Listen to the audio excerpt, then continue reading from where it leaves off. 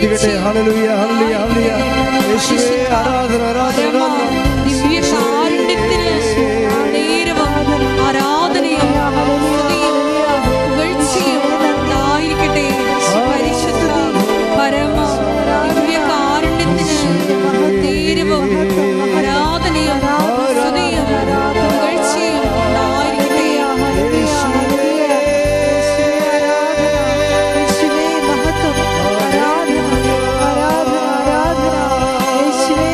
Hallelujah ഹല്ലേലൂയ ഹല്ലേലൂയ ഹല്ലേലൂയ. യേശുവേ ആരാധന ആരാധന. യേശുവേ നന്ദി, യേശുവേ ആരാധന. ഹല്ലേലൂയ. ആദിയും നീയേ അന്തവും നീയേ, അങ്ങേ ഞാൻ ആരാധിക്കും.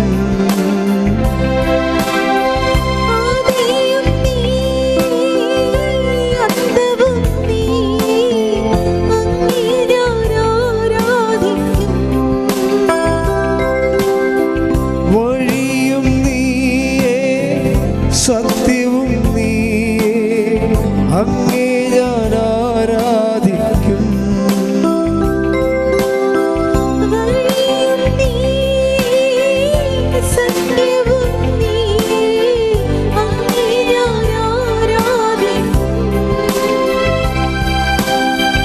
അങ്ങേ ഞാൻ ആരാധിക്കും.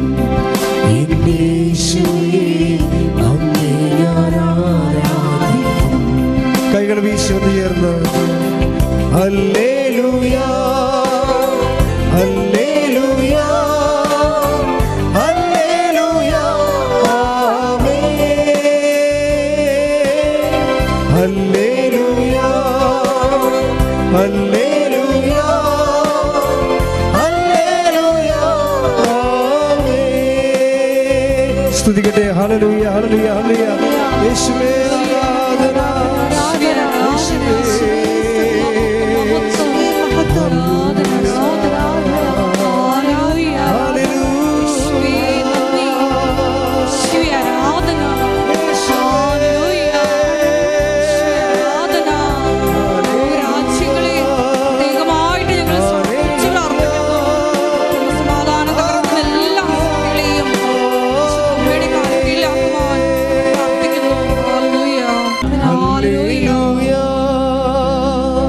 ഹല്ലേലൂയ ഹല്ലേലൂയ ആമേൻ. ഹല്ലേലൂയ ഹല്ലേലൂയ ഹല്ലേലൂയ ആമേൻ.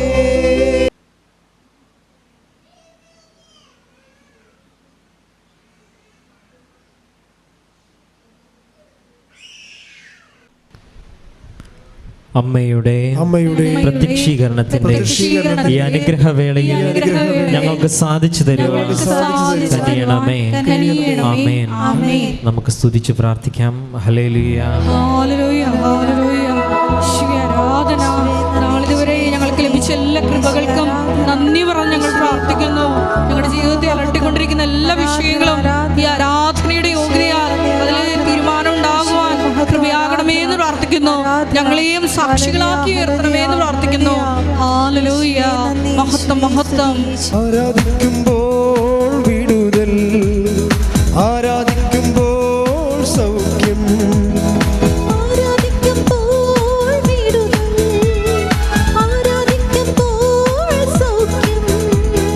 ദേഹം ദേഹി ആത്മാവിൽ സമാധാനം സന്തോഷം ദാനമായി അവൻ നൽകിടും.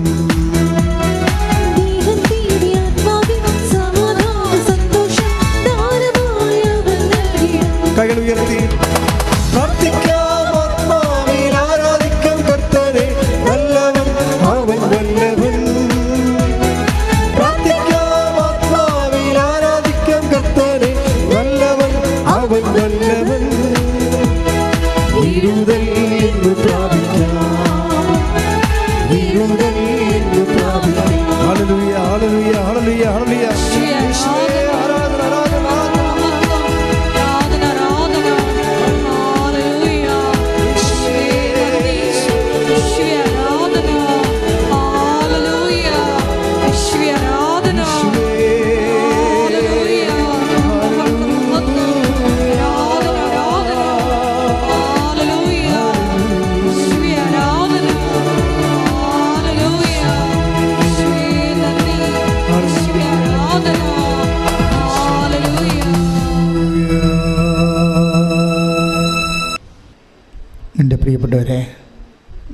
വിശ്വാസമെന്നത് ഒരു ബുദ്ധിപരമായ വ്യാപാരമാകാൻ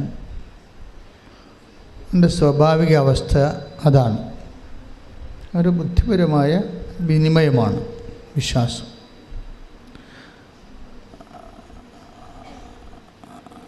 പല കേവല വിശ്വാസങ്ങളുടെയും സ്ഥിതി അതാണ്. അതൊരു ബുദ്ധിപരമായ വിനിമയമായിരിക്കും, പക്ഷെ അത് ഫ്രൂട്ട്ഫുൾ ആകത്തില്ല, വർക്കൗട്ട് ചെയ്യത്തില്ല. ഉടമ്പടിയിൽ നമ്മൾ ചെയ്യുന്നത് വിശ്വാസം എന്ന കേവല ബുദ്ധിപരമായ വിനിമയത്തെ കൺവേർട്ട് ചെയ്യും. എങ്ങനെ കൺവേർട്ട് ചെയ്യും? ഒരു ദൈവസ്നേഹത്തിൻ്റെ എക്സ്പ്രഷൻസാക്കി മാറ്റും. ദൈവസ്നേഹത്തിൻ്റെ പ്രകടനങ്ങൾ നിങ്ങളെപ്പോഴും ശ്രദ്ധിക്കേണ്ടത്, വിശ്വാസ വളർച്ചയിൽ നിങ്ങൾ ബുദ്ധിപരമായ വിനിമയം, ഒരു ഇൻ്റലക്ച്വൽ കൺവിക്ഷൻ നമുക്ക് തരും. ദൈവം ഏത് കാലത്ത് ഏത് സമയത്തും എന്നെ സഹായിക്കും, ഞാൻ ദൈവത്തിനെ ആശ്രയിക്കുന്നുണ്ട്. ഇല്ലെങ്കിൽ അതിനേക്കാൾ താഴ്ന്ന് ഞങ്ങളുടെ നാട്ടിലും മാതാവില്ലേ, അങ്ങനെ കുറേ സാക്ഷ്യങ്ങൾ വരുന്നുണ്ട്. ഞങ്ങളുടെ നാട്ടിലും മാതാവുണ്ടല്ലോ, പിന്നെ എന്തിനാണ് കെട്ടിയെടുത്ത് ആലപ്പുഴ പോണത് എന്നങ്ങനെ ചെയ്യുന്നു. അപ്പോൾ അതൊരു കേവല വിശ്വാസമാണ്. കേവല വിശ്വാസം ഉള്ള പ്രശ്നം, ഇപ്പം നിങ്ങളുടെ നാട്ടിൽ നിങ്ങൾ നിന്നാലും ഇവിടെ നിന്നാലും കേവല വിശ്വാസക്കാർക്ക് അത് ആക്ടിവേറ്റ് ആകത്തില്ല. വിശ്വാസം നമ്മൾ റീചാർജ് ചെയ്യാം, പക്ഷേ ആക്ടിവേറ്റ് ആകുന്നത് വേറെ ഒരു ഫങ്ഷനാണ് അല്ലേ. മൊബൈലിൽ നമുക്ക് റീചാർജ് ചെയ്യാൻ പറ്റും, പക്ഷേ ആക്ടിവേറ്റ് ആകുന്നത് വേറെ ഒരു ഫങ്ഷനാണ്. അതുപോലെ വി ക്യാൻ ഹാവ് ഫെയ്ത്ത്, പക്ഷെ ആ ഫെയ്ത്ത് ഒരു സാക്ഷ്യത്തിലേക്ക് പ്രവേശിക്കുന്നത് അതിൻ്റെ കണ്ടൻറ്റ് ബേസ് വേറെയാണ്. അതിൻ്റെ അകത്ത് സ്നേഹത്തിൻ്റെ എലമെൻറ്റ്സ് വേണം. ഉടമ്പടിയിൽ പുരോഗമിക്കുന്നുണ്ടെങ്കിൽ നിങ്ങൾ ഇൻട്രോസ്പെക്റ്റ് ചെയ്യേണ്ട ഒരു വിഷയം, എൻ്റെ ഫെയ്ത്ത് കണ്ടൻറ്റിൽ കണ്ടൻറ്റ് ഓഫ് ലവ് ഉണ്ടോ എന്ന് നോക്കണം. നമുക്ക് ആ വിഷയത്തിലൊക്കെ ആധ്യാത്മിക ജീവിതത്തിൽ ഇത്തിരി ബുദ്ധി ഉപയോഗിക്കുന്നത് തെറ്റൊന്നുമില്ല. ഞാൻ നിങ്ങളുടെ വിശ്വാസത്തിൽ കണ്ടൻറ്റ് ഓഫ് ലവ് ഉണ്ടോ ഇല്ലയെന്ന് നോക്കണം. എന്നിട്ട് അതിൻ്റെ കുറവാണ് പരിഹരിക്കേണ്ടത്. കുറവ് പരിഹരിച്ച് മാത്രമേ നമുക്ക് വിശ്വാസ പുരോഗതി പ്രാപിക്കാൻ പറ്റത്തുള്ളൂ. അല്ലെങ്കിൽ ഇങ്ങനെ സ്റ്റാറ്റസ്കോ മെയിൻറ്റെയിൻ ചെയ്തു പോകും, തൽസ്ഥിതി നിലനിന്ന് പോകും. നമുക്കൊരു 10 ഡിഗ്രി ഫെയ്ത്ത് ഉണ്ട്, നമ്മളെങ്ങനെ തലകുത്തി പോയി. ഇപ്പോൾ നിങ്ങൾക്ക് അതിൻ്റെ അകത്ത് ഈ കൃപാസനത്തിൽ വന്ന് എൻ്റെ പേരിൽ രോഗികളെ ശുശ്രൂഷിക്കാം, വീട്ടിലെ സഹായം കൊടുക്കാം, അമ്മയെ സഹായിക്കാം, അല്ലെങ്കിൽ അപ്പനെ സഹായിക്കാം, പിന്നെ പാവപ്പെട്ടവരെ സഹായിക്കാം. പക്ഷേ ഇങ്ങനെയൊക്കെ സഹായിച്ചാലും ചില സമയത്ത് നിങ്ങളുടെ വിശ്വാസത്തിനൊരു വളർച്ച ഉണ്ടാകാൻ ചിലപ്പോൾ സാധ്യതയുണ്ടാകത്തില്ല. അതെന്തുകൊണ്ടാണ്? അത് നിങ്ങൾ ടെക്നിക്കലി ഫങ്ഷനിലായതുകൊണ്ടാണ്, സാങ്കേതികമായിട്ട് ഫങ്ഷനിലാകുന്നതുകൊണ്ടാണ്. സാങ്കേതികമായിട്ടല്ല എൻ്റെ അത് വരണത്. ഇപ്പം നിങ്ങൾ രോഗികളെ കാണുന്നുണ്ടെങ്കിൽ, ഇപ്പോൾ ചിലരൊക്കെ എന്തുമാത്രം, അതായത് കൃപാസനത്തിൽ ഇത്രയും ദൈവാനുഗ്രഹം നിറഞ്ഞു നിൽക്കാൻ കാരണം ഉടമ്പടി എടുത്തവരെല്ലാവരും ലോകത്തിൻ്റെ എമ്പാടും പോയി ആശുപത്രികളിലും അനാഥാലയങ്ങളിലും ഹോസ്പിസുകളിലും അതുപോലെ കുടുംബങ്ങളിലുമൊക്കെ പോയി ആൾക്കാരെ ശുശ്രൂഷിക്കുകയും ഭക്ഷണം കൊടുക്കുകയും പണം കൊടുക്കുകയും അവിടെ നിന്ന് വസ്ത്രം കഴുകി കൊടുക്കുകയും അങ്ങനെ സൽപ്രവൃത്തികളുടെ ഒരു പ്രളയമാണ് ഈ ഉടമ്പടി അഴിച്ചു വിട്ടിരിക്കുന്നത്. അവരുടെ സൽപ്രവൃത്തികളുടെ ആസ്തി ആ ഉടമ്പടിയുടെ പൊതു ഖജനാവിലെ ടാപ്പ് ചെയ്യുന്നവർക്ക് ഈ കൃപാസനത്തിൻ്റെ പൊതു ദൈവാനുഗ്രഹം ലഭിക്കും. അത് തീർച്ചയായിട്ടും.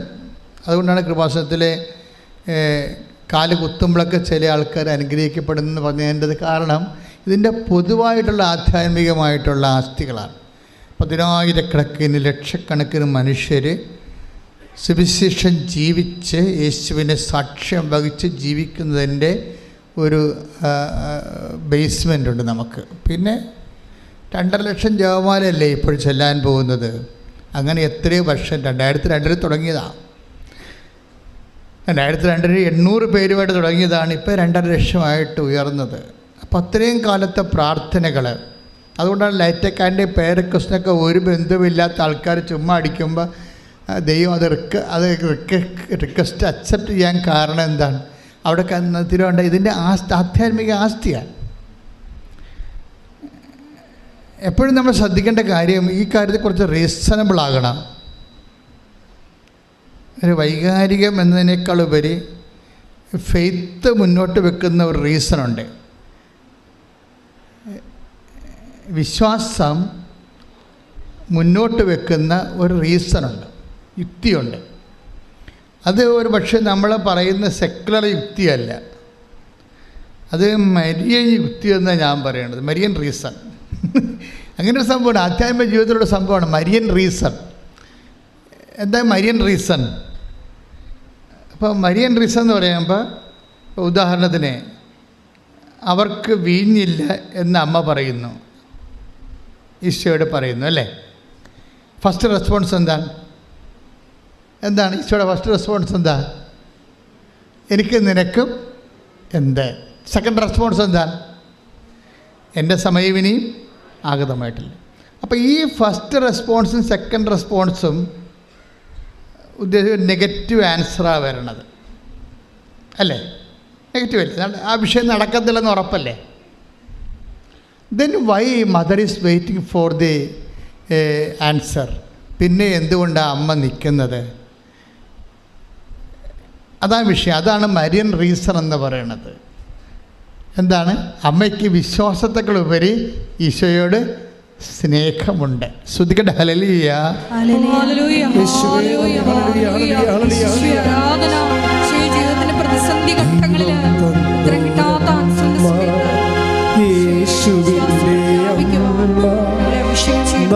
നിറഞ്ഞോരമ്മ ദൈവം തന്നോരമ്മ യേശുവിൻ്റെ അമ്മ നന്മ നിറഞ്ഞോരമ്മ ഭൂലോകത്തിനമ്മ.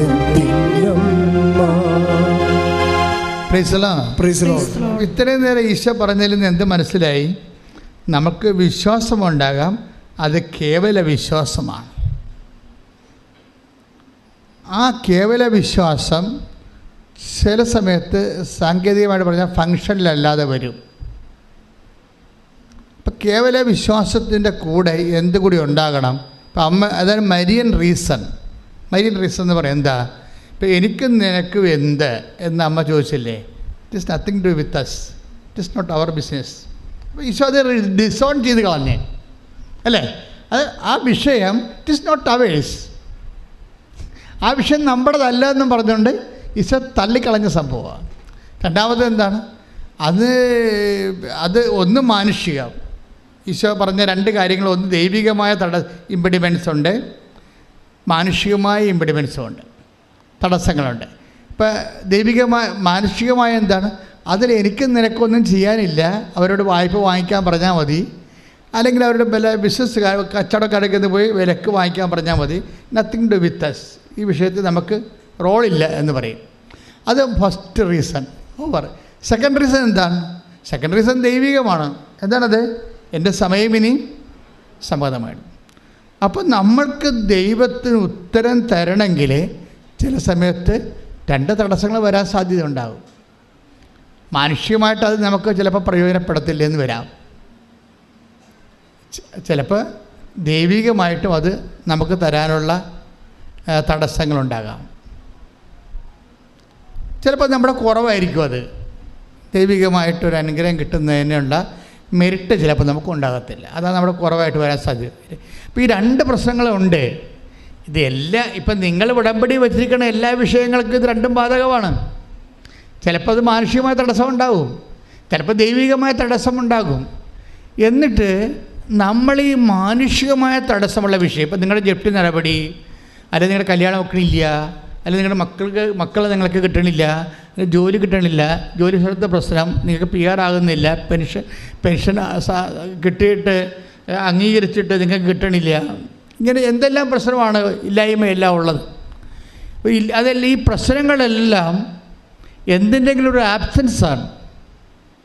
പ്രശ്നങ്ങളെല്ലാം എന്തിൻ്റെ ആബ്സെൻസ് ആകും? പ്രശ്നങ്ങളെല്ലാം നമുക്കുണ്ടാകുന്ന പ്രശ്നങ്ങൾ, ജപ്തി ആയാലും എന്ത് സംഭവമായാലും എല്ലാ പ്രശ്നങ്ങളും എന്തിൻ്റെയെങ്കിലും ഒരു ആബ്സെൻസാണ്, എന്തെങ്കിലും ഒരു പോരായ്മയാണ്.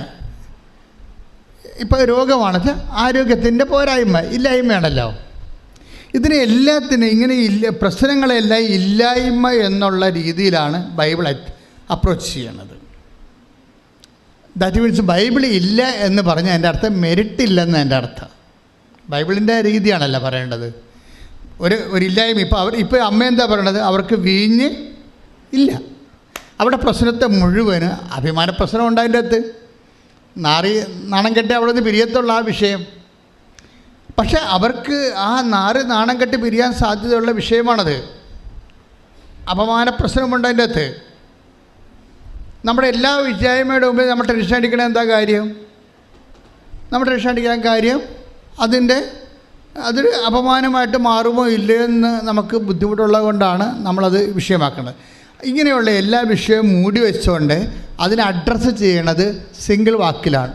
ദ ഹാവ് നോ വൈൻ, അവർക്ക് വീഞ്ഞ് ഇല്ല. അതിൻ്റെ ഉത്തരം വളരെ വ്യക്തമാണ്. അതിന് 2 ഇമ്പഡിമെൻറ്റ്സ് ഉണ്ട്, 2 തടസ്സങ്ങളുണ്ട്. ഒന്ന്, മാനുഷികമായി അത് വലിയ കാര്യം അല്ല.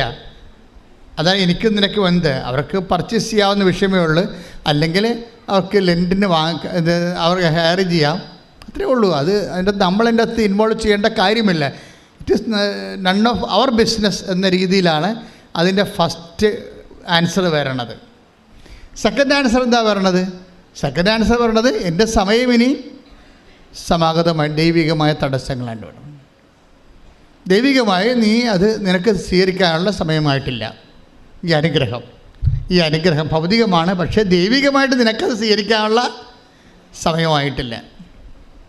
അപ്പോൾ ഇങ്ങനെ 2 ഇമ്പഡിമെൻറ്റ്സ് വന്ന സ്വാഭാവികമായിട്ട് എന്താ പറയേണ്ടത്? ആ ഒരു പ്രെയറിനോട് ഗുഡ് ബൈ പറഞ്ഞ് ബുദ്ധിയും ബോധമുള്ളവർ പോകും. പക്ഷേ എന്തുകൊണ്ട് മറിയം എന്താ ചെയ്യണത്? മറിയം അതിനെ വെയിറ്റ് ചെയ്യുകയാണ്. എന്നിട്ട് മറിയം അതിനെ പരിശുദ്ധാത്മാവിൻ്റെ നിറവിൽ ഒരു പുതിയ പോംവഴി കണ്ടുപിടിക്കുകയാണ്. എന്താണ് അത്? കവനൻ്റൽ ഫോർമുലയാണ് അവിടെ ഉപയോഗിക്കുന്നത്. നമുക്കിത് ഇപ്പോൾ ഈ കാലങ്ങളിലല്ലേ മനസ്സിലായത്. നമ്മൾ വെള്ളം കോരാൻ പറഞ്ഞപ്പോൾ വെള്ളം കോരി, വിറക് കൊട്ടാൻ പറഞ്ഞാൽ വിറക് കെട്ടി, എന്തൊക്കെ പറഞ്ഞാലും നമ്മൾ വായിച്ചുകൊണ്ടും പ്രസംഗിച്ചുകൊണ്ടും പോയത്. ഇപ്പോഴല്ലേ നമ്മൾ മനസ്സിലാക്കണത് ഈ നടക്കാത്ത കാര്യം നടക്കാൻ കവനൻ്റ് ഫോർമുലയാണ് ഉപയോഗിക്കേണ്ടതെന്ന് മനസ്സിലായി. ഇത് പുതിയത് മറിയത്തിൻ്റെ ഫോർമുല അല്ല. ഏജ് ഓൾഡായിട്ട് ബൈബിള് ദൈവത്തിനെ മനുഷ്യൻ്റെ ജീവിതത്തിലേക്ക് ഇറക്കിക്കൊണ്ട് വരുന്നതിന് വേണ്ടി ഉപയോഗിക്കുന്നതാണ് ബൈലാറ്ററൽ എഗ്രിമെൻ്റ് മെത്തേഡ്. ഈ ബൈലാറ്ററൽ എഗ്രിമെൻ്റ് മെത്തേഡിലൂടെ എന്താണ് ശരിക്കും പറയുന്നത്? ഇത് ആക്ടിവേറ്റ് ചെയ്യണമെങ്കിൽ എന്ത് വേണം? You must have A certain amount of level of love. നമുക്കറിയാം. അതാണ് ഞാൻ പറഞ്ഞത്, നിങ്ങളുടെ സൽപ്രവൃത്തികൾ ഇനി ഫുൾ കണ്ടു. അതാർക്കും ചെയ്യാം. സൽപ്രവൃത്തികൾ ചെയ്യണമെന്നുണ്ടെങ്കിൽ നമ്മൾക്ക് എപ്പോഴും വരേണ്ട ഒരു വിഷയം, നമ്മൾ ഗുഡ് വർക്ക്സ് എന്നാണ് പറയണത് സൽപ്രവൃത്തിയെ. പക്ഷേ ബൈബിൾ ശരിക്കും ദൈവത്തിൻ്റെ മൈൻഡ് ആണ് നമ്മൾ തർജ്ജമ ചെയ്യണമെന്നുണ്ടെങ്കിൽ ഈ സൽപ്രവൃത്തികൾ ഗുഡ് വർക്കുകൾ അല്ല. ശരിക്കും പറഞ്ഞാൽ ദാറ്റ് ഈസ് ഗ്രേസ്ഫുൾ വർക്കാണ്, ഗ്രേസ് ഗിവിങ് വർക്ക്സിനാണ് ഈ പറയുന്ന ബൈബിൾ എപ്പോഴും സൽപ്രവൃത്തികളുടെ ഇവിടെ കുറഞ്ഞിട്ടാണോ ക്രിസ്തു ആഗതനാകേണ്ടി വരണത്? ക്രിസ്തുവിന് മുമ്പ് എത്രയോ സൽപ്രവർത്തികൾ ചെയ്ത മനുഷ്യർ ഈ ഭൂമിയിലുണ്ട്. സോക്രട്ടീസൊക്കെ നല്ല മനുഷ്യരല്ലായിരുന്നോ? എന്താ അവർക്ക് കുഴപ്പം? പക്ഷെ അവിടുത്തെ പ്രോബ്ലം ബൈബിൾ അങ്ങനെ ഒരു സൽപ്രവൃത്തികൾ വർദ്ധിപ്പിക്കാൻ വേണ്ടിയല്ലോ. ഈ ഭൂമിയിൽ ക്രിസ്തു ആകുന്നതായത് പിന്നെ എന്താണ്? കൃപാവര പ്രവർത്തനങ്ങളാണ്. ഈ സൽപ്രവൃത്തിയും കൃപാവര പ്രവർത്തിയും തമ്മിൽ ഇപ്പം ഒത്തിരി വ്യത്യാസമുണ്ട്. നിങ്ങൾ ഉടമ്പടിയിൽ നിങ്ങൾ ചെയ്യേണ്ടത് ഗ്രേസ് ഗീവിങ് വർക്ക്സാണ് ചെയ്യേണ്ടത്. കൃപാവര പ്രവർത്തനങ്ങൾ, കൃപ നമുക്ക് ലഭിക്കാൻ ആവശ്യമായ വർത്തനങ്ങൾ, അതെന്താ ചെയ്യണം? കൃപ വർദ്ധിപ്പിക്കണമെങ്കിൽ എന്ത് ചെയ്യണം? കൃപ എല്ലാം യേശുക്രിസ്തുവിൻ്റെ നെയിമിൻ്റെ അണ്ടറിലാണ് കൃപയെല്ലാം വരണത്. കൃപ എന്ന് പറഞ്ഞാൽ എന്താണ്? അതുകൊണ്ടാണ് ബൈബിൾ പറയണത് യോഹന്നാൻ 1:17 എന്തുകൊണ്ടെന്നാൽ നിയമം മോശ വഴി നൽകപ്പെട്ടു, കൃപയും സത്യവുമാകട്ടെ യേശുക്രിസ്തു വഴി ഉണ്ടായി. ഇതിനകത്തൊരു പ്രശ്നങ്ങൾ വരണമെന്ന് വെച്ച് കഴിഞ്ഞാൽ ഈ ഡിഗ്രീസ് ഓഫ് പെർഫെക്ഷനിൽ മോശയുടെ വചനവും ജീസസിൻ്റെ വചനവും തമ്മിലുള്ള ഒരു വ്യത്യാസം അതാണ്. മോസസിൻ്റെ വചനത്തിന് സാങ്കേതികമായ ദൈവത്തിൻ്റെ മനസ്സനുസരിച്ചുള്ള നിയമപരമായിട്ടുള്ള കാഴ്ചപ്പാടുകളാണ് കൈകാര്യം ചെയ്യണത്. കർത്താവിൻ്റെ വചനത്തിൽ അതല്ല. എന്താണ്? കൃപയും സത്യവുമാണ്. കൃപയും സത്യവും ആര് വഴി ഉണ്ടായി? ക്രിസ്തു വഴി ഉണ്ടായി. അപ്പോൾ അതെങ്ങനെയാണ് ഉണ്ടായതെന്ന് നമ്മൾ അറിയണം. ക്രിസ്തു വഴി ഉണ്ടായത്. ഉടമ്പടി ടാർഗറ്റ് ചെയ്യണത് സൽപ്രവൃത്തികളല്ല. നിങ്ങൾ കുറേ ആൾക്കാർ ചെയ്യണത് വെറും സൽപ്രവൃത്തികളാണ്. വെറും സൽപ്രവൃത്തികളെന്ന് വെച്ച് കഴിഞ്ഞാൽ ഇവിടുന്ന് കുറേ കാര്യങ്ങൾ പറഞ്ഞിട്ടുണ്ട്, അതനുസരിച്ച് കൊണ്ട് രോഗികളെ കാണുന്നു. കഴിഞ്ഞ ദിവസം ഞാൻ ഒരു സാക്ഷ്യം പറഞ്ഞത്, ഞാൻ ഓൾഡ് ഏജിൽ ഹോമിൽ പോയി ഒരു ദിവസം മുഴുവൻ നിന്ന് അവിടുത്തെ ഉടുപ്പെല്ലാം അലക്കി കൊടുത്തെന്നാണ്. പിന്നെ വേറൊരു ചേച്ചി സാക്ഷ്യം പറഞ്ഞത്, ഞാൻ ഓൾഡ് ഏജ് ഹോമിൽ പോയി നഖം വെട്ടി കൊടുത്തെന്ന് പറഞ്ഞു. It's okay, you are doing all this kind of things. ഇതെല്ലാം നല്ല സന്തോഷത്തോടെ ഇങ്ങനെ ചെയ്യുന്നുണ്ട്, സന്തോഷമുണ്ട്, നന്ദിയുണ്ട്. പക്ഷേ ഇതെല്ലാം സൽപ്രവൃത്തികളാണ്. ഈ സൽപ്രവൃത്തികളിൽ നിന്ന് നമുക്ക് കൃപ ഡ്രോൺ ചെയ്യണമെന്നുണ്ടെങ്കിൽ നിങ്ങൾക്ക് വേറെ ഒരു കാര്യം കൂടി വേണം. എന്താ വേണ്ടത്? കൃപ. സൽപ്രവൃത്തികളിത് ഈ നിങ്ങൾ ചെയ്ത കാര്യങ്ങളെ ക്രിസ്തുവിനെ മാറ്റി നിർത്തിയും ചെയ്യാൻ പറ്റും. ലോകത്ത് എന്തുമാത്രം ആൾക്കാർ ചെയ്യുന്നുണ്ട് ഇല്ലേ? റോട്ടറി ക്ലബ്ബുകാർ കണ്ണ് വരെ വെച്ച് കൊടുക്കുന്നുണ്ട് ഇല്ലേ?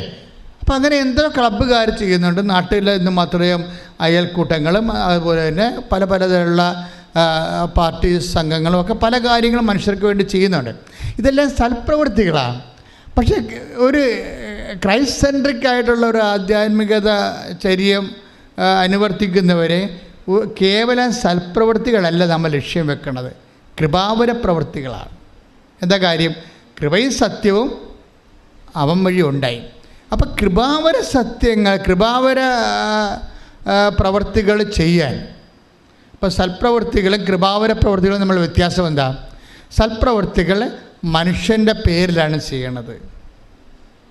ചിലർ നല്ല പേരെടുക്കാൻ ചെയ്യും, ചിലർ കൂടുതൽ വോട്ട് കിട്ടാൻ വേണ്ടി ചെയ്യും, ചിലത് ജനകീയ അടിത്തറ ഉണ്ടാക്കാൻ വേണ്ടി ചെയ്യും, ചിലത് അവിടെ കള്ളത്തരങ്ങളെ പുറത്തറിയാൻ അവിടെ ഒരു പുതിയൊരു ഫേസ് കാണിക്കാൻ വേണ്ടി സമൂഹത്തിന് വേറൊരു സംഭവം, അങ്ങനെ ഓരോരോ ലക്ഷ്യങ്ങളാണ് ഈ സൽപ്രവൃത്തികൾക്കുള്ളത്. പക്ഷേ കൃപാവര പ്രവൃത്തി അതല്ല.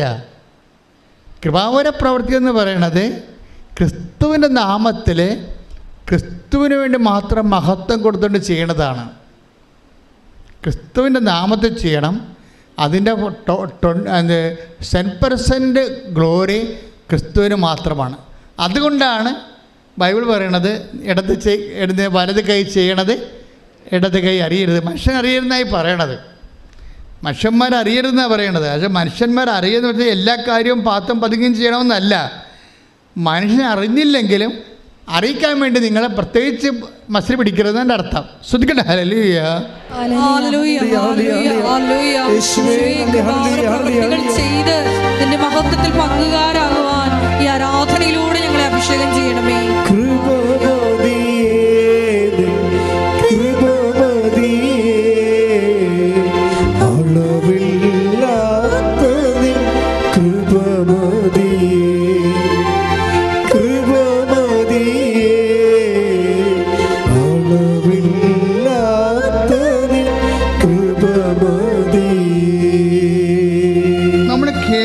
വിശ്വാസത്തിൽ നിന്ന് സൽപ്രവൃത്തികളിലേക്കും പിന്നെ കൃപാവര പ്രവൃത്തികളിലേക്കും സഭ വെളിപാടുകളുടെ പൂർണ്ണതയിലേക്ക് പോകുന്നത് കാലങ്ങൾ കൊണ്ടാണ്. ഒറ്റയടിക്കല്ല. ആദ്യകാലങ്ങളിൽ സഭയ്ക്ക് തോന്നിയത് കേവല വിശ്വാസം മാത്രം മതി എന്നാണ് തോന്നിയത്. ക്രിസ്തുവിലുള്ള കേവല വിശ്വാസം മാത്രം മതി. ഒരു മനുഷ്യന് അവന് റൈച്ചസ് ആകാൻ പറ്റും, നീതീകരിക്കപ്പെടാൻ പറ്റും. ഇപ്പം റോമ 3:28 എടുത്ത് സ്തുതിക്കട്ടെ. ഹല്ലേലൂയ ഹല്ലേലൂയ ഹല്ലേലൂയ ഹല്ലേലൂയ ഹല്ലേലൂയ. യേശുവേ നന്ദി, യേശുവേ സ്തുതി. ഹല്ലേലൂയ. റോമ 3:28 എന്തെന്നാൽ നിയമാനുഷ്ഠാനം കൂടാതെ തന്നെ വിശ്വാസത്താൽ മനുഷ്യൻ നീതീകരിക്കപ്പെടുന്നു എന്ന് നാം അനുമാനിക്കുന്നു. അപ്പൊ ആദ്യകാലങ്ങളിലുള്ള കൺസെപ്റ്റ് വിശ്വാസം, ക്രിസ്തു എനിക്ക് വേണ്ടി പീഡ അനുഭവിച്ചു, എൻ്റെ പാപത്തിന് പരിഹാരം ചെയ്തു ക്രിസ്തു. അതുകൊണ്ട് തന്നെ ആ ക്രിസ്തുവിൻ്റെ പരിഹാരത്തെ വിശ്വസിച്ച് കഴിഞ്ഞാൽ തീർച്ചയായിട്ടും എനിക്ക് നിത്യരക്ഷ ലഭിക്കുമെന്നുള്ള ഇനീഷ്യൽ ഇതിന് ഇനീഷ്യൽ ജസ്റ്റിഫിക്കേഷൻ എന്നാണ് പറയുന്നത്. പ്രാഥമിക നീതീകരണം. അപ്പോൾ ഈ ഒരു സഭാകൂട്ടങ്ങൾ ഈ പ്രാഥമിക നീതീകരണം മതിയെന്ന് മാത്രം കടപിടുത്തം പിടിച്ചുകൊണ്ട് സൽപ്രവൃത്തികൾ പൂർണ്ണമായിട്ട് ഒഴിവാക്കിയുണ്ട്. ഇപ്പോൾ കത്തോലിക്ക സഭയെ സംബന്ധിച്ചിടത്തോളം 50,000-ഓളം ആണ് ആതുര കേന്ദ്രങ്ങളുള്ളത്. ഇത് മാത്രമാണ്. അതായത് നമ്മൾ എന്തുമാത്രം ആതുര സേവന കേന്ദ്രങ്ങളാണ് സഭയ്ക്കുള്ളത്. ഒരു പക്ഷേ ലോകത്തെ ഏറ്റവും കൂടുതൽ ആതുര സേവന കേന്ദ്രങ്ങളുള്ളത് സഭയ്ക്കാണ്. അത് സഭ എന്താ ഫോളോ ചെയ്യണത്? വിശ്വാസം മാത്രം പോരാ, പിന്നെന്താണ്? പ്രവൃത്തി കൂടി വേണം. അത് പറയാൻ കാരണം എന്താണ്? അത് സെൻറ്റ് പോൾ തന്നെ പിന്നീട് തീത്തോസിലേക്ക് വരുമ്പോൾ തീത്തോസ് 3:8 എടുത്തേ. 3:8 ശ്രുതിക്കട്ടെ. ഹല്ലേലൂയ ഹല്ലേലൂയ ഹല്ലേലൂയ ഹല്ലേലൂയ. യേശുവേ നന്ദി. ഹല്ലേലൂയ ഹല്ലേലൂയ ഹല്ലേലൂയ. യേശുവേ സ്തുതി. ഹല്ലേലൂയ.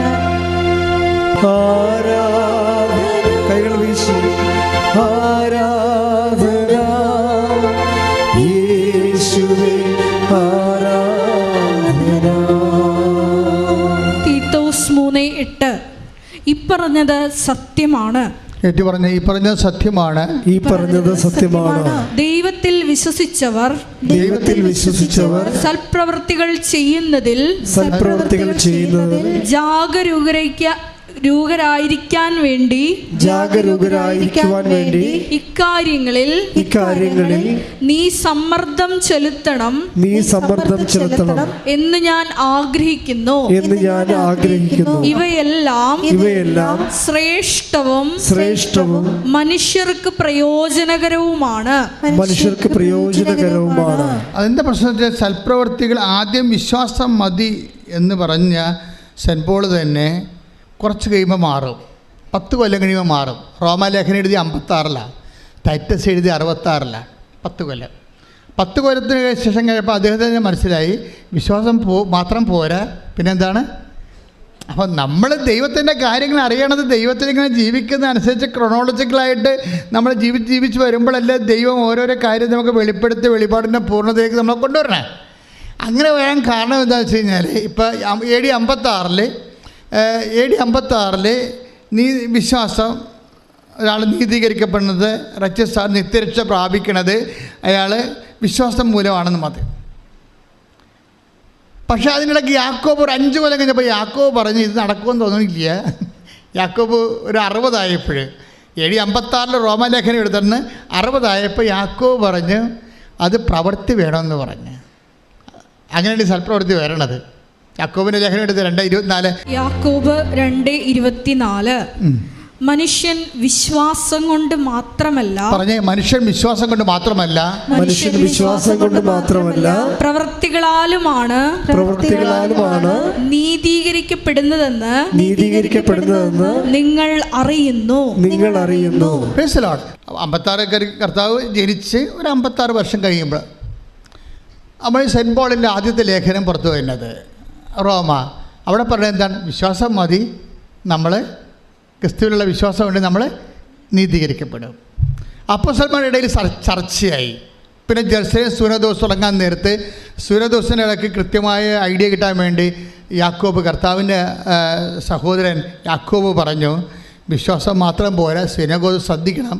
ജെറുസലേം സൂനദോസ് നടന്നുകൊണ്ടിരിക്കണം ആദ്യത്തെ. അപ്പോൾ നിങ്ങൾ അവിടെയാണ് യാക്കോബ് അഡ്രസ്സ് ചെയ്യണത്. വിശ്വാസം മാത്രം പോരാ, മറിച്ച് എന്ത് വേണം? പ്രവൃത്തി വേണം. യാക്കോബിൻ്റെ ഈ ലേഖനമാണ് ലോകത്തെ മാറ്റിക്കളഞ്ഞത്. ലോകത്ത് ഇന്ന് കാണുന്ന ഈ സഭയുടെ എല്ലാവിധ ആതുര സേവനങ്ങളെയും അതുപോലെ തന്നെ അവകാശ പോരാട്ടങ്ങളെയും അതുപോലെ തന്നെ മനുഷ്യോചിതമായ എല്ലാ നടപടികളെയും ശുശ്രൂഷകളെയും എല്ലാം കുഞ്ഞുങ്ങളെ, ഇപ്പോൾ ഓട്ടിസം ബാധിച്ച കുഞ്ഞുങ്ങളെ, ജന്മന കിടപ്പിലായ കുഞ്ഞുങ്ങൾ, എന്തുമാത്രം കുഞ്ഞുങ്ങളെയാണ്, എന്തുമാത്രം സിസ്റ്റേഴ്സ് നോക്കണത് ലോകം മുഴുവനും. അതെല്ലാം കാര്യം ഈ യാക്കോബിൻ്റെ ലേഖനമാണ്. യാക്കോബിൻ്റെ ലേഖനം എന്ന് പറയുന്നത് വല്ലാത്തൊരു ലേഖനമായിപ്പോയി. അപ്പോൾ അത് സെൻറ്റ് പോൾ പറഞ്ഞതിന് ശേഷം സെൻറ്റ് പോൾ കർത്താവിനെ കണ്ടിട്ടില്ലല്ലോ, അതാണ് പ്രശ്നം. അതിനുശേഷം പക്ഷെ കർത്താവിൻ്റെ കൂടെ നടന്ന ആളാണ് യാക്കോബ്. യാക്കോബ് കർത്താവിൻ്റെ മൈൻഡ് റീഡ് ചെയ്തേച്ച് പറഞ്ഞ് പ്രവൃത്തിയില്ലാതെ വിശ്വാസം നീതീകരിക്കപ്പെടത്തില്ല എന്ന് പറയും. ജസ്റ്റിഫൈ ആകത്തില്ല. നിത്യരക്ഷ പ്രാപിക്കണേ പ്രവൃത്തി വേണം. അതുകൊണ്ട് യാക്കോബ് 5 കൊല്ലം സെൻറ്റ് പോളിൻ്റെ ലേഖനം കഴിഞ്ഞ് 5 കൊല്ലം കഴിഞ്ഞപ്പോൾ 60 പറയും. അതൊന്നൊരു വായിച്ച് യാക്കോബ് 2:24 ശ്രുതികട ഹല്ലേലൂയ. വിശ്വാസം കൊണ്ട് മാത്രമല്ല, വിശ്വാസം കൊണ്ട് മാത്രമല്ല പ്രവൃത്തികളാലുമാണ് നീതീകരിക്കപ്പെടുന്നതെന്ന് നിങ്ങൾ അറിയുന്നു. അപ്പോൾ ജെറുസലേം സൂര്യദോസിൽ തീരുമാനം നിലപാട് കൃത്യമായി. അപ്പോൾ യാക്കോബ് പൗലോസ് അപ്പോസ്തലനും മനസ്സിലായി സഭയുടെ കറക്റ്റ് നിലപാട്. അപ്പോൾ പൗലോസ് അപ്പോസ്തലനും മനസ്സിലായി പ്രവൃത്തിയാണ് മൂലമാണ് വിശ്വാസം നീതീകരിക്കപ്പെടുന്നത്. അപ്പോൾ പിന്നീട് 5 കൊല്ലം കഴിഞ്ഞപ്പോഴാണ് ടൈറ്റസൻ ലേഖനം എഴുതുന്നത്. 5 കൊല്ലം കഴിയുമ്പോൾ ടൈറ്റസൻ ലേഖനം എഴുതുമ്പോൾ, തീത്തോസിൻ്റെ ലേഖനം എഴുതുമ്പോൾ സെൻറ്റ് പോൾ പറയും, എന്താ പറഞ്ഞിരിക്കുന്നത്? 3:8 ശ്രുതികട ഹല്ലേലൂയ.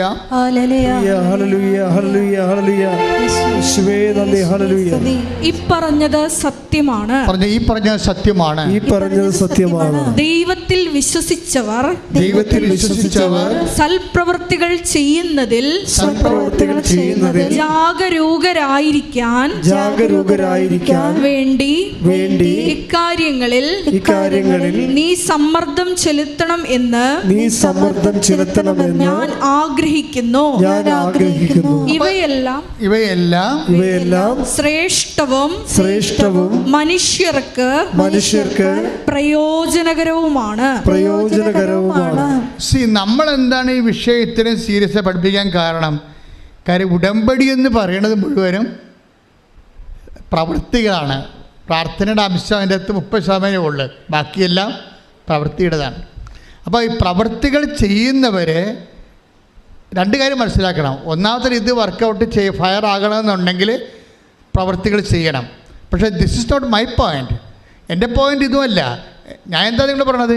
ഈ സൽപ്രവൃത്തികൾ ഒരു ക്രിസ്തുഇതരമായിട്ട് ക്രിസ്തുവിനെ മാറ്റി നിർത്തിക്കൊണ്ട് we can do so many good works, അതൊന്നും കൗണ്ടഡ് ആകത്തില്ല.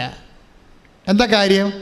അത് ക്രിസ്തുവിൻ്റെ മഹത്വത്തെ പ്രഘോഷിക്കാത്ത, അവൻ്റെ നാമത്തെ മഹത്വപ്പെടുത്താത്ത പ്രവൃത്തികളെല്ലാം ശരിക്കും പറഞ്ഞാൽ അത് കൃപാവര പ്രവൃത്തികളല്ല. We are aiming for graceful works, കൃപാവര പ്രവൃത്തികൾ. നിങ്ങളത് വളരെ കൃത്യമായിട്ട് ചെയ്യണം. സൽപ്രവൃത്തിയും കൃപാവര പ്രവൃത്തിയും തമ്മിലുള്ള വ്യത്യാസം എന്ന് പറയുന്നത്, കൃപാവര പ്രവൃത്തി for the glorification of Christ name, കർത്താവിൻ്റെ നാമത്തിൻ്റെ മഹത്വത്തിനാണ് അത് കാഴ്ചവെക്കുന്നത്. അതുകൊണ്ടാണ് ഇൻറ്റൻഷൻ പ്രധാനപ്പെട്ടതായി വരുന്നത്. നമുക്ക് ഇൻറ്റൻഷൻ പ്രധാനപ്പെട്ട, ചെയ്ത പ്രവൃത്തി ചെയ്യല്ല പ്രശ്നം. നിങ്ങൾ അതാണ് ഈശോ ഒരു ഗ്ലാസ് പച്ചവെള്ളമാണ് take the word of God 10:42 ശ്രുതികട ഹല്ലേലൂയ.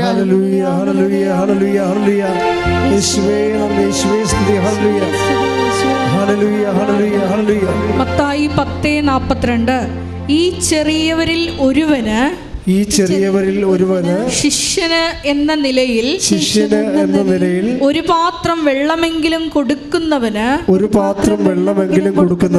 പ്രതിഫലം ലഭിക്കാതിരിക്കുകയില്ലെന്ന് സത്യമായി ഞാൻ നിങ്ങളോട് പറയുന്നു. ഇവിടെ പ്രശ്നം എന്തുമാത്രം വലിയ കാര്യങ്ങൾ ചെയ്തു എന്നല്ല, ചെറിയ കാര്യങ്ങൾ പോലും ചെയ്താൽ അത് കൗണ്ടാകണത് അത് കൃപാവര പ്രവൃത്തി ആയതുകൊണ്ടാണ്. മനസ്സിലായോ? അത് ക്രിസ്തുവിൻ്റെ നാമത്തിൽ ചെയ്യുന്നത് കൊണ്ടാണ്.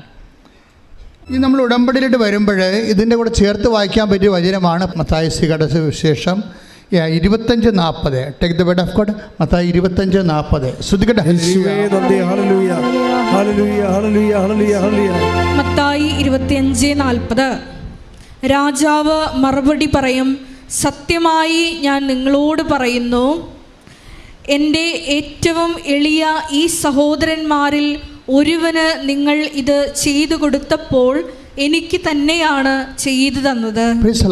ഇതിന് വരുന്ന വിഷയം ഈ കൃപാവര പ്രവൃത്തി എങ്ങനെ ചെയ്യണത്, അതാണ് 25:40. ആ വചനം ഒന്ന് വായിച്ചേ. മത്തായി സുവിശേഷം.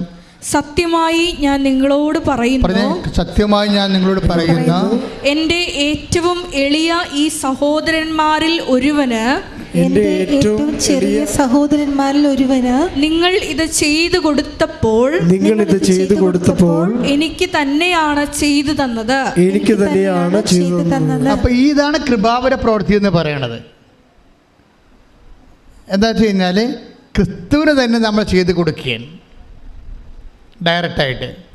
അതെങ്ങനെയാണ്? ക്രിസ്തുവിൻ്റെ നാമത്തിൽ ആണ് നമ്മൾ ഏറ്റവും എളിയ സഹോദരന് ചെയ്ത് കൊടുക്കുന്നത്. ഇതിനകത്ത് എന്താ നമുക്ക് വേണ്ടത്? 2 കാര്യങ്ങൾ വേണം. എന്ത് വേണം? ക്രിസ്തുവിനോടുള്ള സ്നേഹം വേണം, ആ സഹോദരനോടുള്ള സ്നേഹം വേണം. 2 സംഭവം വേണം. വിശ്വാസം മാത്രം പോരാ. 2 കാര്യം. കൃപാവര പ്രവർത്തിക്ക് 2 കാര്യം വേണം. എന്തൊക്കെ വേണം?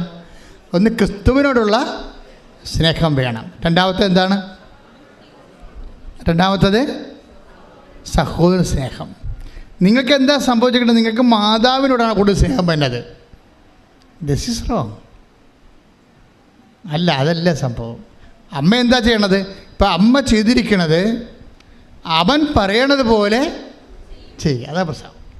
ഈ ചെയ്ത്താണ് കൃപാവര പ്രവൃത്തി എന്ന് പറയണത്. ഇപ്പം എനിക്കും നിനക്കും എന്താ?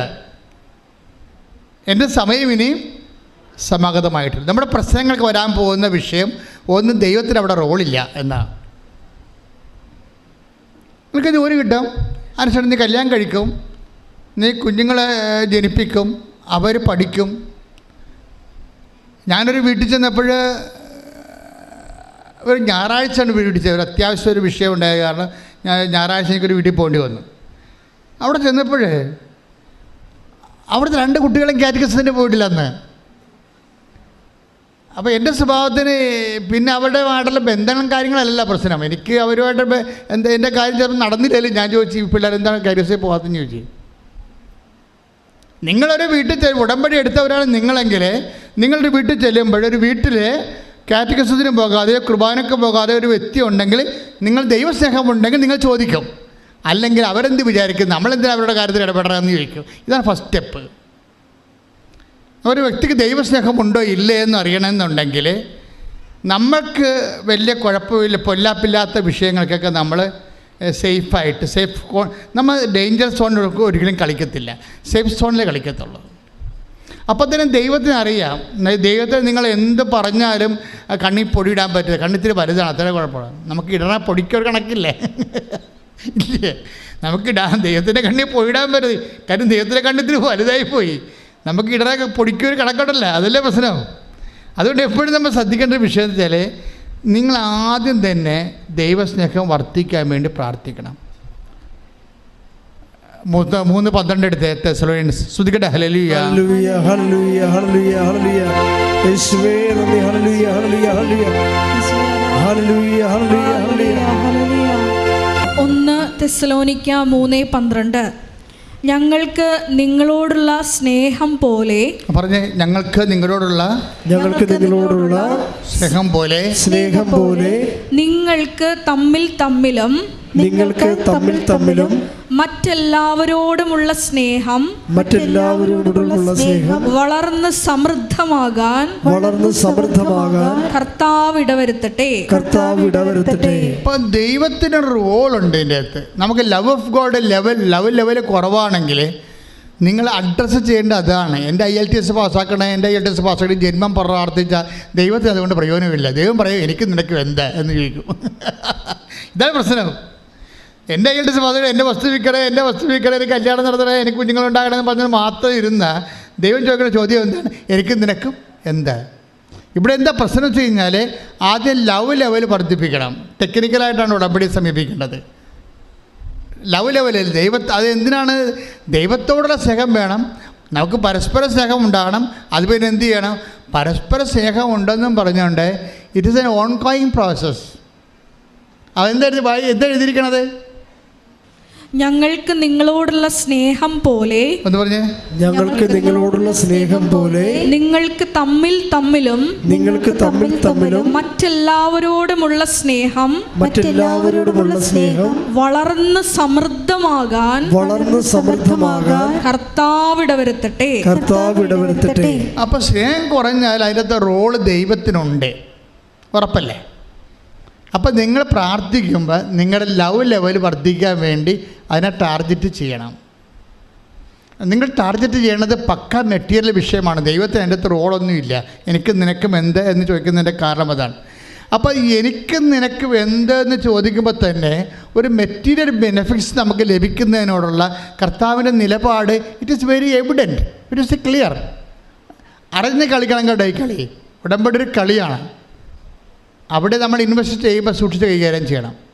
കാര്യം ഒരു മെറ്റീരിയൽ ബെനിഫിറ്റ്സ് മാത്രമാണ് ഉദ്ദേശിക്കണമെന്നുണ്ടെങ്കിൽ കർത്താവിൻ്റെ നിലപാട് എന്താണ്? Between us what is it? എനിക്കും നിനക്കും എന്ത്? പിന്നെ എന്താണ്? എൻ്റെ സമയം ഇനി സമഗതമായിട്ടില്ലല്ലോ.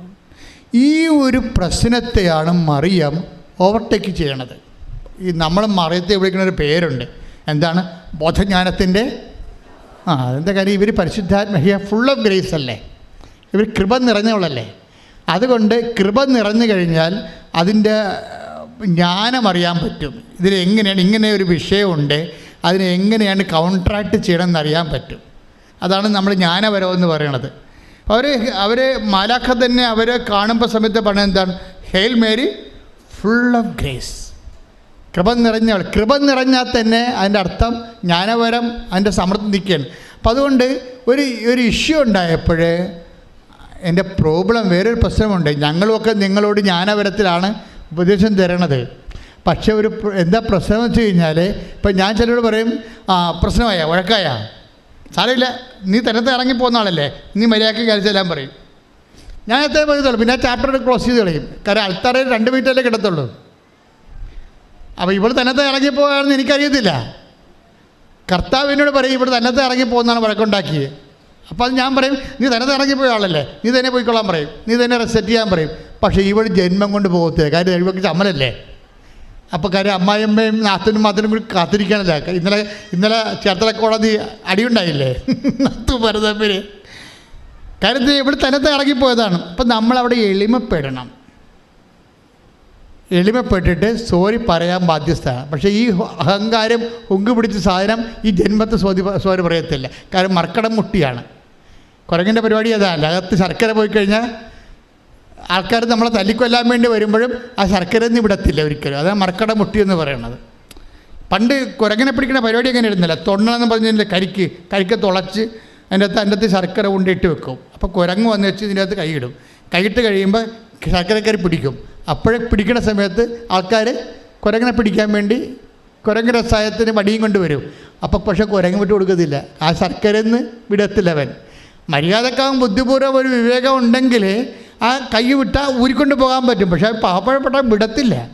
ഇങ്ങനെ മർക്കട മുട്ടിയോടുകൂടി തമ്മിൽ തല്ലി തലകീറി മക്കളെ വഴിയാധാരമാക്കി മരിച്ചുപോയ മനുഷ്യർ എന്തുമാത്രമാണ്. അതുകൊണ്ടാണ് അനുതാപം അവിടെ വരണത്. ഇത് ഒറ്റ നടക്കം പോകത്തില്ലേ. അനുതാപം വരണ അവിടെയാണ്. ഈ വിഷയത്തിൽ നിനക്ക് അനുതാപം ഉണ്ടാകണമെന്ന് ദൈവം ആഗ്രഹിക്കുന്നുണ്ട്. അനുതാപം എന്ന് പറഞ്ഞാൽ എന്താണ്? നിൻ്റെ ജീവിത വിഷയത്തിൽ നിന്നേക്കാൾ വലുതായിട്ട് ക്രിസ്തുവിനെ കാണുന്നതാണ് അനുതാപം. ശ്രദ്ധിക്കട്ടെ. ഹല്ലേലൂയ, ഹല്ലേലൂയ, ഹല്ലേലൂയ.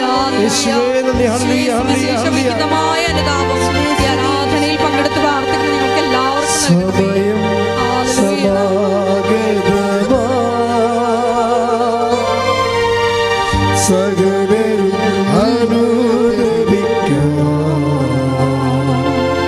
സർവം സമർപ്പിക്കുക. സകലരും അനുതാപിയെ ചേർത്തണയ്ക്കാം.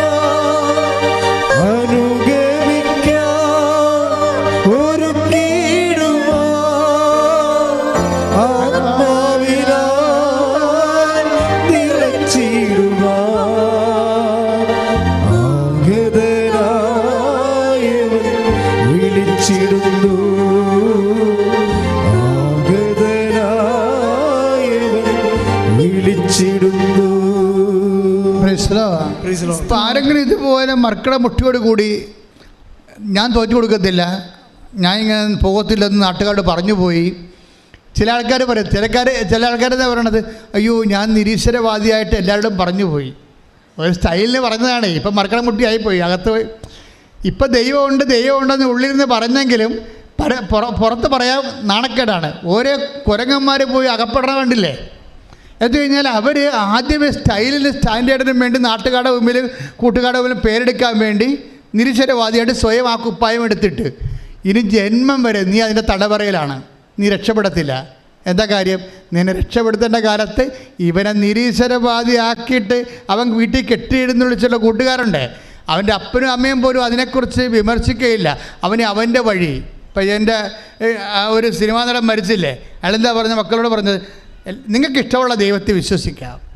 അയാളുടെ ദൈവത്തെക്കുറിച്ച് വിശ്വാസത്തിന് അയാൾക്ക് ക്ലിയറൻസ് ഇല്ല.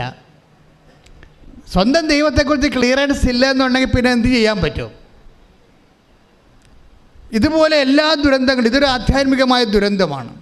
വ്യക്തതയില്ലാതെ ജീവിതത്തിലെ അവസാനം വരെ പോണത്. ഇനി വ്യക്തത ഉണ്ടായതിന് ശേഷവും നിൻ്റെ കാര്യം കണ്ടതിന് ശേഷവും നാട്ടുകാരുടെ കണ്ണിപ്പൊഴിടാൻ വേണ്ടി നീ പഴയ വേഷം കെട്ടും, നീ വിശ്വാസം ഉപേക്ഷിക്കുകയും ചെയ്യും. അതും ദൈവത്തിന് നേരത്തെ അറിയാം. ഉടമ്പടിക്കാലത്തൊരു വേഷം കെട്ടുകയാണിത്. അതിനുശേഷം ക്രിസ്തുവിൻ്റെ ചൈതന്യത്തെയും ജീവിതത്തെയും സാക്ഷ്യത്തെയും നീ ഉപേക്ഷിക്കുമെന്ന് ക്രിസ്തുവിന് നേരത്തെ അറിയാം. ഈ തീക്കൊള്ളി കൊണ്ട് നമ്മൾ തൊട്ടാൽ പൊള്ളുന്ന കാര്യം വ്യക്തമാണ്. സത്യമായൊരു വിഷയത്തോട് നിങ്ങൾ ഇടപെടുമ്പോൾ നിങ്ങളുടെ മനസ്സിലിരിപ്പ് ദൈവത്തിനറിയാം. അതുകൊണ്ട് നിങ്ങൾ ആദ്യമേ തന്നെ ഒരു ധാരണയിലെത്തണം നല്ലതാണ്. ക്രിസ്തുവേ, ഉടമ്പടിക്കാലം കഴിഞ്ഞാലും അങ്ങയുടെ ചൈതന്യത്തിൽ ഞാൻ ജീവിക്കും. നാട്ടുകാരെ ബോധിപ്പിക്കാനല്ലെങ്കിലും അങ്ങയുടെ ചൈതന്യത്തിൽ ഞാൻ ജീവിക്കും. പല ആൾക്കാരും ഇന്ന് അവരുടെ അവിശ്വാസം നിലനിർത്തുന്നത് നാട്ടുകാരെ ബോധിപ്പിക്കാനാണ്. ഇപ്പം എന്നെ പള്ളിയിൽ അടക്കണ്ട എന്നൊക്കെ ഒരു സമയത്ത് സ്റ്റൈൽ ആൻഡ് സ്റ്റാൻഡേർഡായിട്ട് എന്തുമാത്രം മനുഷ്യർ പറയും. അങ്ങനെ പറയുമ്പോൾ അവർ ഉദ്ദേശിക്കണത് എന്താ? ഒന്നെങ്കിൽ അവർ സാഹിത്യകാരന്മാരായിരിക്കും, അല്ലെങ്കിൽ അവർ രാഷ്ട്രീയക്കാരായിരിക്കും, അല്ലെങ്കിൽ അവർ സിനിമ നടന്മാരായിരിക്കും. എന്നാൽ ബഹുജനങ്ങളുടെ പിന്തുണ വേണമെന്ന് ആഗ്രഹിക്കുന്നവരായിരിക്കും. എനിക്ക് ഈ വിശ്വാസ സമൂഹത്തിൻ്റെ പിന്തുണ മാത്രം പോരാ, എനിക്ക് ബഹുജനങ്ങളുടെ മുഴുവൻ പിന്തുണ വേണമെന്ന് ഉദ്ദേശിക്കുന്നവർ എന്തു ചെയ്യും? ആദ്യത്തെ അവർക്ക് തള്ളിപ്പറയാൻ പറ്റുന്നത് ദൈവത്തെയാണ്. ദൈവത്തെ തള്ളി പറഞ്ഞുകൊണ്ട് ന്യൂട്രലായിട്ട് നിൽക്കും. സിനിമ നടന്മാരൊക്കെ ന്യൂട്രലായിട്ട് നിൽക്കുന്നവരുണ്ട്. അവിടെ ഉള്ളിൽ വിശ്വാസമുണ്ട്, പക്ഷേ തള്ളിപ്പറഞ്ഞാൽ പടം കിട്ടത്തില്ല. അതുകൊണ്ട് അവരവിടെ നിൽക്കും. പാട്ടുകാരങ്ങനെ ഉണ്ട്, അതുപോലെ തന്നെ രാഷ്ട്രീയക്കാരങ്ങനെ ഉണ്ട്, ന്യൂട്രലായിട്ട് നിൽക്കും അവർ. ക്രിസ്തുവിനെ ഏറ്റുപറയുന്ന ഒരു മനുഷ്യൻ്റെ ദുരന്തത്തിൽ, ആധ്യാത്മിക ദുരന്തത്തിൻ്റെ ഏറ്റവും വലുത് ക്രിസ്തുവിനെ അവന് പ്രഘോഷിക്കാൻ പറ്റാത്തൊരവസ്ഥ അവൻ തന്നെ സൃഷ്ടിക്കുന്നതാണ്. ശ്രുതികട്ടെ, ഹല്ലേലൂയ.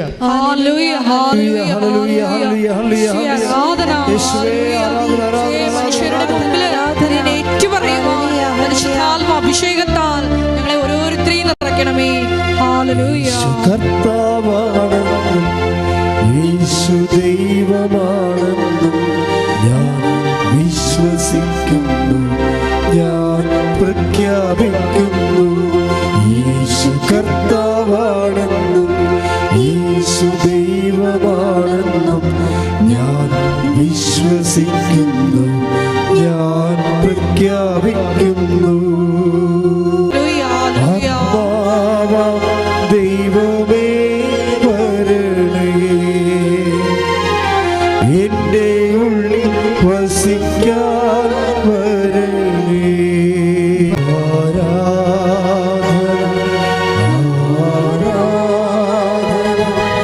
സ്നേഹരാജൻ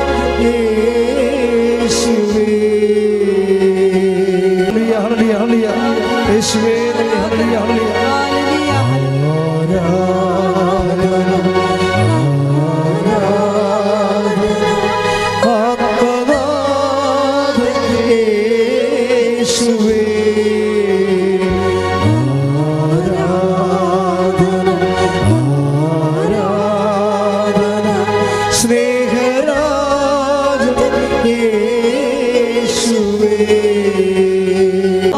യേശുവേ, സ്വർഗീയ രാജനീശോ നിൻ മുൻപിൽ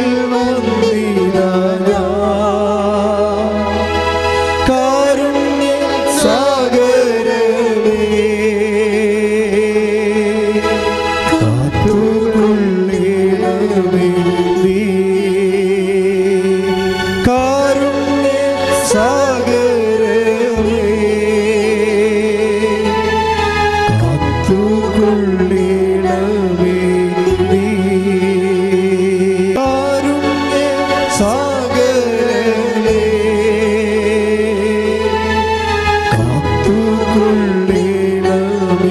നീ. കാരുണ്യ സാഗരമേ കാത്തുകൊള്ളിടമേ നീ. ഹല്ലേലൂയ, ഹല്ലേലൂയ, ഹല്ലേലൂയ. യേശുവേ, ദൈവസ്നേഹത്തോടെ കൃപാവരപ്രവൃത്തികൾ ഇവരെ ചെയ്യുവാൻ നിലനിൽപ്പിന്റെ വരം നൽകി ഈ ആരാധനയിലൂടെ ഞങ്ങൾ അഭിഷേകം ചെയ്യണമേ. ഹല്ലേലൂയ. എല്ലാവരും എഴുന്നേൽക്കുക.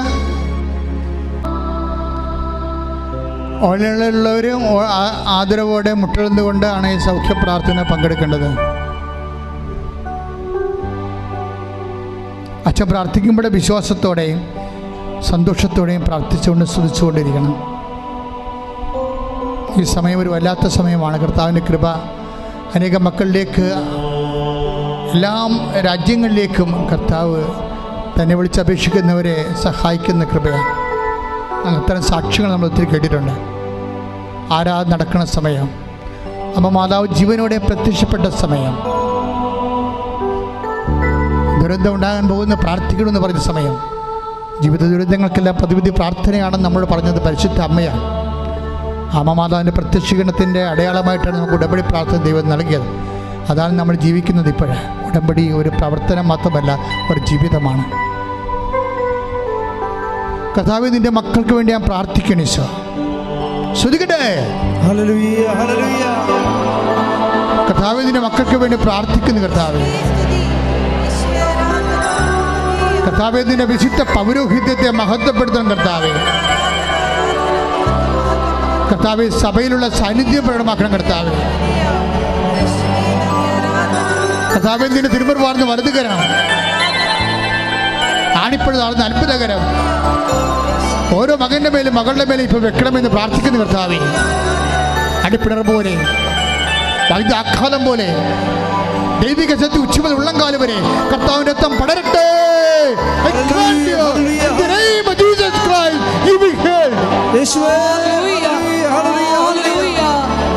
രോഗികളായ എല്ലാ മക്കളെയും തിരുത്താൽ കഴുകി സുഖപ്പെടുത്തണമേ.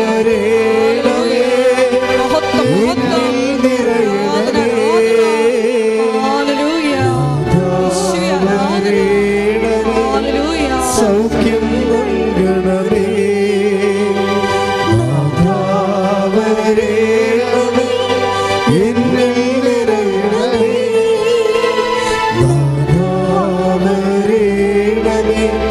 സൗഖ്യം നൽകണമേ.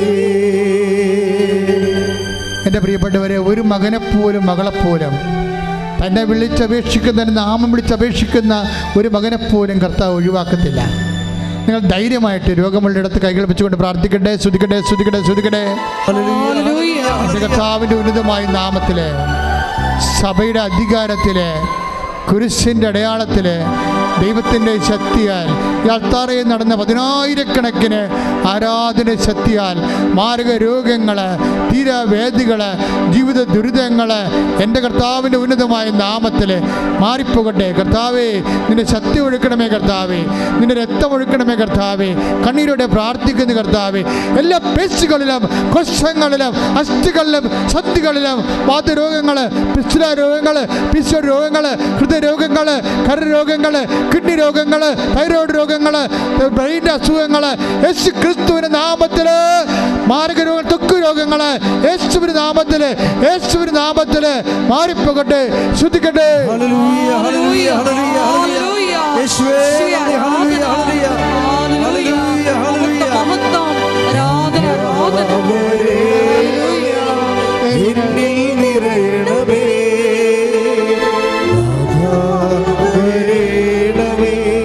സൗഖ്യം നൽകണമേ. നാഥാവരേണമേ. എന്നിൽ നിറയണമേ. നാഥാവരേണമേ. സൗഖ്യം നൽകണമേ.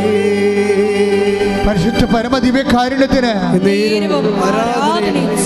സ്വരത്തിലെ പരിശുദ്ധ പരമദിവ്യകാരുണ്യത്തിന് ആരാധനയും സ്തുതിയും പരമദിവ്യകാരുണ്യത്തിന് ആരാധനയും സ്തുതിയും പുകഴ്ചയും ഉണ്ടായിരിക്കട്ടെ. അടുപ്പിണറിന്റെ സൗഖ്യത്തിന്റെ സമയമാണിത്. ദൈവികമായ കൃപ നമ്മളിലെ ഓളം വെട്ടുന്ന സമയമാണിത്. കർത്താവ് ഒരു മനുഷ്യനെ പോലും കണ്ണീരോടെ വരും കൈയോടെ പറഞ്ഞു വിടത്തില്ല. അവർ കണ്ണുനീരോടെയാണ് വരുന്നത്. ഞാൻ അവരെ ആശ്വസിപ്പിച്ച് പറഞ്ഞേക്കുമെന്ന് പറഞ്ഞത് ദൈവത്തിൻ്റെ വചനമാണെങ്കിൽ ആകാശം മാറിയാലും ഭൂമി മാറിയാലും മാറാത്ത വചനം ഇപ്പോൾ നിന്നെ ആശ്വസിപ്പിക്കുന്ന സമയമാണ്. ശ്രദ്ധിക്കട്ടെ.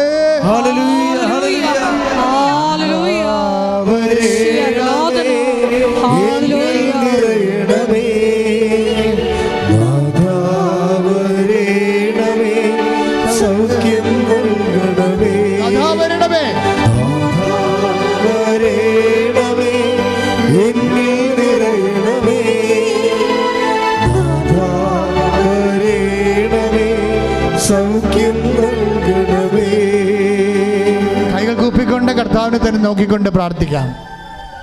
ഇപ്പോൾ നമ്മൾ പ്രാർത്ഥിക്കാൻ പോകുന്ന വിഷയങ്ങളാണ് വിവാഹം ഒത്തുവരാത്ത മക്കള്.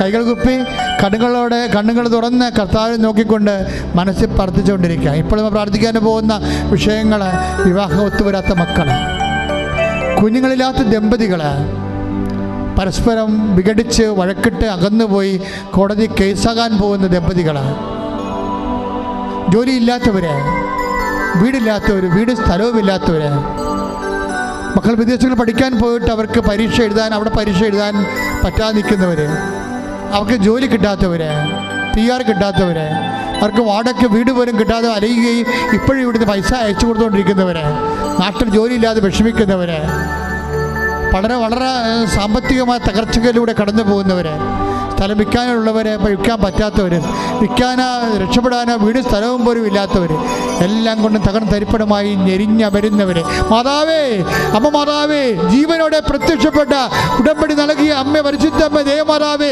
ഈശോയുടെ ജീവനോടെ പ്രത്യക്ഷപ്പെട്ടുകൊണ്ടിരിക്കുന്ന ഈ നിമിഷങ്ങളിൽ ഞങ്ങളുടെ മക്കൾക്ക് വേണ്ടി കണ്ണീരോടെ പ്രാർത്ഥിക്കുന്നു. എന്തെല്ലാം വിധത്തിൽ ആരെല്ലാം ഏതെല്ലാം വേദന അനുഭവിക്കുന്നു, സഹായിക്കാൻ ഒരു മനുഷ്യൻ പോലും ഇല്ലാത്ത അവസ്ഥകൾ ദൈവത്തിൻ്റെ കരുണ, അമ്മയുടെ പ്രത്യേക കാരുണ്യമാധ്യത്തോടെ യേശു നാമത്തിൽ നിന്നെ വിടുതൽ പ്രാപിക്കുകയും സൗഖ്യപ്പെടുകയും ചെയ്യട്ടെ.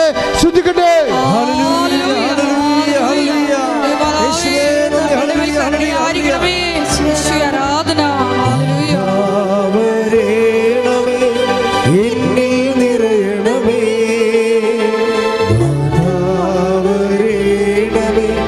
സൗഖ്യം നൽകണമേ,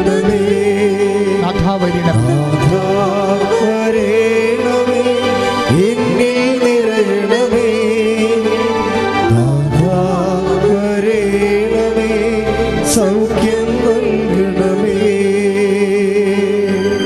മുട്ടി നിൽക്കുക. മൗനപ്രാർത്ഥനയുടെ സമയമാണ്. അച്ഛൻ വിട്ടുപോയ വിഷയങ്ങൾ, എൻ്റെ മക്കൾ സ്വകാര്യ കാര്യങ്ങൾ കണ്ണീരുടെ മതാന്റെ മധ്യശീശയ്ക്ക് സമർപ്പിക്കുക. ഓൺലൈനിലുള്ളവർ ഇപ്പോഴും അത് തന്നെയാണ് പ്രാർത്ഥിക്കേണ്ടത്.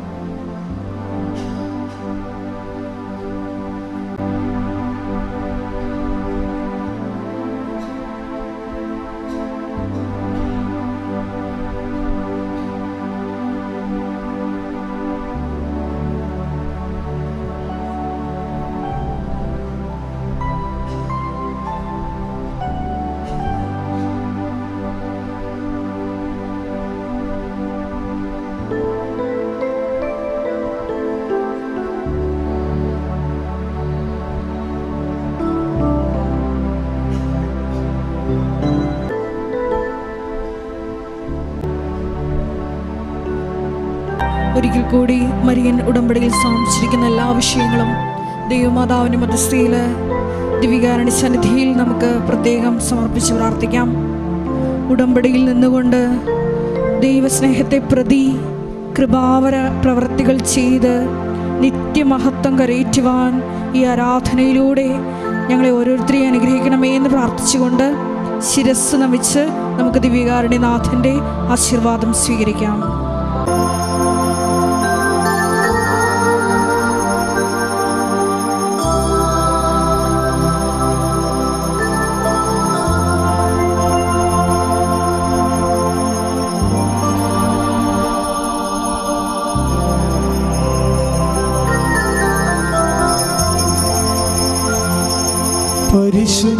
പരമമാ